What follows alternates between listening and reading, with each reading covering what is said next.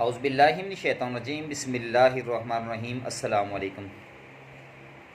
آج بے روزگاری، رزق کی تنگی یہ ہر گھر کا مسئلہ ہے، اور جن گھروں کو اللہ تعالیٰ نے خوشحال کیا ہوا ہے، اللہ تعالیٰ ان کے رزق میں اور اضافہ کرے۔ جہاں پر پریشانی ہے تو وہ اس وظیفے کو زندگی کا حصہ بنا لیں، کبھی ان کے گھر کے اندر پریشانی نہیں آئے گی اور نہ ان کے گھر کے اندر رزق میں کمی آئے گی۔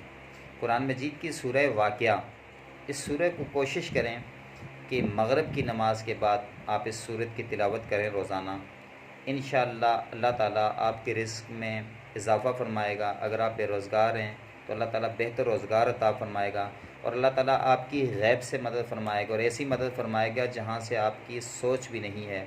اس چیز کو میں نے خود بھی بہت زیادہ آزمایا ہے۔ اللہ کا کلام ہے، اللہ کا حکم ہے، اور کئی روایات میں یہ بات آتی ہے، تو سورہ واقعہ کو اپنی زندگی کا حصہ بنا لیں۔ اللہ تعالیٰ ہم سب کو عمل کی توفیق دے، آمین۔